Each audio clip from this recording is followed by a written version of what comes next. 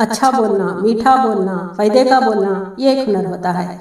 ये हुनर सब में होना बहुत ज़रूरी है। आइए आज की वीडियो में हम अंदाज़े गुफ्तगू के बारे में कुछ बातें जानेंगे। इस वीडियो में आखिर तक बने रहिएगा।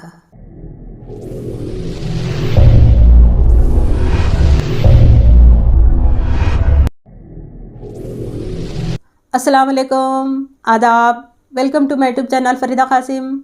कैसे हैं आप? उम्मीद करती हूँ कि आप सब खैरियत से होंगे। अल्लाह आप सबको हमेशा ऐसे ही खुश रखे। कम्युनिकेशन स्किल्स यानी अंदाज़े गुफ्तगू। अंदाज़े गुफ्तगू मसाइल का हल निकालता भी है और कभी कभी मसाइल को पैदा करता भी है। अच्छा बोलना एक बहुत बड़ा हुनर होता है। इस हुनर को सीखना सबके लिए बहुत ज़रूरी होता है, क्योंकि हमें हर रोज़ किसी ना किसी के साथ बात करना ही पड़ता है। किसी के साथ हमें गुफ्तगू तो करना ही पड़ता है। इसीलिए कम्युनिकेशन स्किल्स के मैं कुछ पॉइंट्स बताना चाहती हूँ। सबसे पहला पॉइंट ये है कि हम किसी के साथ जब बात करते हैं, कम्युनिकेशन करते हैं ना, तो सामने वाला कौन है ये देखकर हमें बात करना पड़ता है। अगर सामने वाला हमारा अपना है तो उसके साथ बात करने का अंदाज़ अलग होता है, और सामने वाला कोई गैर है तो उसके साथ बात करने का अलग अंदाज़ होता है। किसी बच्चों के साथ बात करने का अलग अंदाज़ होता है और बड़ों के साथ बात करने का अलग अंदाज़ होता है। फ्रेंड्स के साथ बात करने का भी अलग अंदाज़ होता है। सबके साथ अलग अलग अंदाज से हमें बात करना पड़ता है। जब हम किसी अपने से बात करते हैं ना, तो हम खुलकर बात कर सकते हैं हम उनसे। अगर किसी गैर से बात करते हैं ना, तो उस तरह से बात नहीं कर सकते जिस तरह हम अपने से बात करते हैं। उसी तरह और छोटे से हमसे छोटे जो होते हैं ना, उनसे बात करते हैं ना, तो हमें डांट कर भी बात करना पड़ता है। कभी कभी गुस्सा करके भी हम बात करते हैं उनके साथ। वहीं पर हम अपने से बड़े से बात करते हैं ना, तो हमें कुछ लिहाज से, इज़्ज़त से बात करते हैं। और फ्रेंड से बात करते हैं ना, तो हंसी मजाक से हम बात करते हैं। इसी तरह जब हम किसी से बात करते हैं ना, तो सामने वाला कौन है ये देखकर हमें बात करना पड़ता है। सबके साथ एक जैसा बर्ताव तो नहीं कर सकते, हम एक जैसा बात नहीं कर सकते हैं ना। तो ये सबसे पहला पॉइंट है। और दूसरा पॉइंट ये है कि हम जब किसी से बात करते हैं तो हमारा बॉडी लैंग्वेज भी बहुत कुछ बयान कर देता है। जब हम कोई खुशी की बात किसी के सामने जब जाहिर करते हैं ना, तो हम एक चेहरे पर एक खुशी, एक उत्साह के साथ उससे बात करते हैं। और एक कोई दुख की बात करना है किसी के साथ, तो हम वहाँ पर कुछ अलग अंदाज से ही उदास होकर बात करते हैं। इसीलिए हमारा जो बॉडी लैंग्वेज होता है ना, ये भी बहुत बड़ी भूमिका निभाता है हमारे कम्युनिकेशन में। जब हम खुशी से बात करते हैं किसी के साथ, तो हम किसी को अगर बधाई देते हैं एग्ज़ाम्पल के तौर पर, तो हम इस तरह से कहते हैं कि मुबारक हो तुम्हें, हैप्पी बर्थडे। अगर कोई बर्थडे किसी का होता है तो इस तरह से खुश होकर हम बात करते हैं। तो हमारे जो आंखें, हमारा चेहरा और हमारे हाथ भी कुछ अलग अंदाज से इस तरह से पेश आते हैं। तो हमारा बॉडी लैंग्वेज इस तरह हमें बताना पड़ता है। अगर वहीं पर अगर कोई दुख की बात करते हैं ना, तो इस तरह से नहीं करते हम। उसी तरह वो कम्युनिकेशन में ये भी बहुत इम्पॉर्टेंट पॉइंट होता है।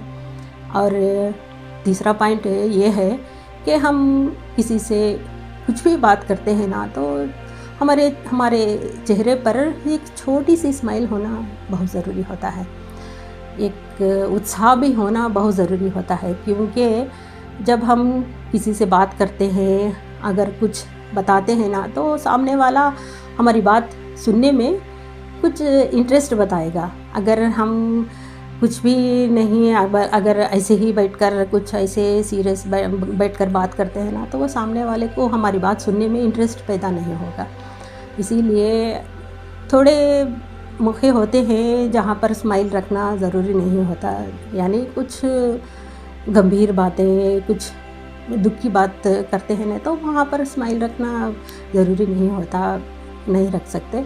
लेकिन बाकी के बातों में हमें हमारे चेहरे पर थोड़ी सी मुस्कान रखना बहुत ज़रूरी होता है, क्योंकि वो बात की अहमियत ही कुछ बहुत ज़्यादा बढ़ जाती है अगर हमारे चेहरे पर थोड़ी स्माइल रहती है ना। तो इस बात को भी ज़रूर याद रखिएगा। और चौथा पॉइंट ये है कि हमें सुनना भी बहुत ज़रूरी होता है, यानी कुछ लोगों की आदत ये होती है कि वो कुछ बोलते हैं ना तो बोलते ही जाते हैं, सामने वाले को बोलने का मौका ही नहीं देते। इस तरह से बात करते हैं तो वो सामने वाला बोर हो जाएगा और वहाँ से उठकर चला जाएगा, आपसे बात करना उसको पसंद नहीं आएगा। इसीलिए सामने वाले की बात भी सुनना बहुत ज़रूरी होता है। कम्युनिकेशन का ये भी एक बहुत बड़ा स्किल है कि हम सामने वाले की बात सुने।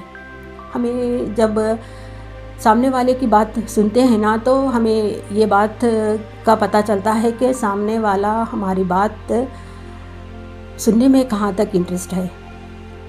सामने वाले को हमारी बात सुनने में इंटरेस्ट पैदा हो जाएगा अगर हम सामने वाले की बात सुनेंगे, तो वो समझेगा कि ये मेरी बात सुनता है, हमें इसके साथ बात करना चाहिए। इस तरह से सोचकर वो आपसे बात करने में इंटरेस्ट बताएगा। इसीलिए ये बहुत बड़ा पॉइंट है कम्युनिकेशन स्किल्स का कि हमें सुनना भी बहुत ज़रूरी होता है कम्युनिकेशन में।